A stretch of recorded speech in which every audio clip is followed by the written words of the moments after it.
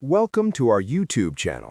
1947, the UN Plan, when a decision changed everything. By 1947, Palestine had already endured decades of pressure and instability. British rule was coming to an end, tensions were rising fast, and the future of the land was being decided far away without the people who actually lived there. Palestinians were the clear majority. They had lived on this land for generations, farming it, building towns, raising families, and preserving culture rooted deep in history. Yet suddenly, global powers were planning to divide their homeland. What was the UN Plan? In November 1947, the United Nations proposed what became known as the Partition Plan. The proposal included one Jewish state, one Arab Palestinian state, Jerusalem as an international city. On paper, it sounded fair. In reality, it wasn't. Why the plan was unfair? At that time, Palestinians made up around 2/3 of the population.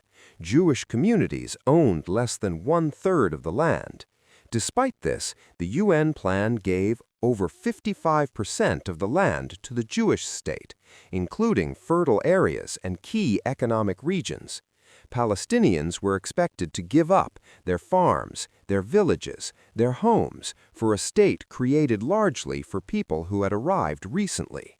No referendum, no consent, no equal voice. That's not justice. That's imbalance. Why Jews accepted the plan? Jewish leaders accepted the plan, not because it was perfect, but because it worked in their favor. After centuries of persecution in Europe and the horror of the Holocaust, many Jews wanted safety and a state of their own. The UN plan offered international recognition, a legal foothold, a starting point. Even some Zionist leaders viewed the borders as temporary, so they accepted the plan strategically. Why Palestinians rejected it? Palestinians rejected the plan because it threatened their existence. From their perspective, why should foreign powers decide their fate?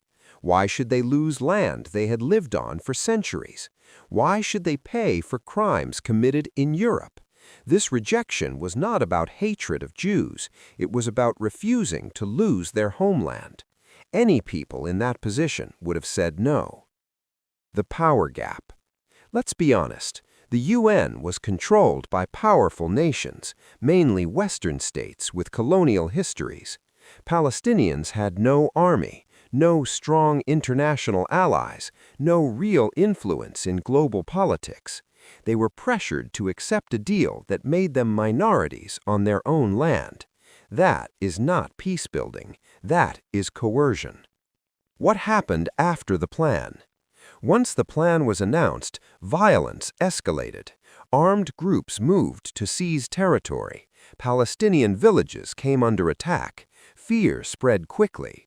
Families fled not because they wanted to, but because staying meant death or expulsion. This period led directly to the Nakba, the catastrophe, where hundreds of thousands of Palestinians were displaced. The bigger picture.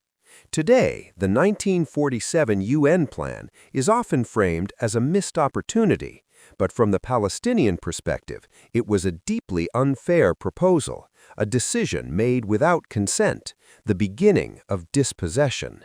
You cannot build peace by dividing a land and ignoring its people. History shows that clearly. Final words. Palestinians did not reject peace in 1947. They rejected injustice. Real peace can only exist with equality, mutual respect, and acknowledgement of historical truth. Anything less is just control wearing the mask of diplomacy. Subscribe for more news and stay updated on the moves that actually matter in global affairs.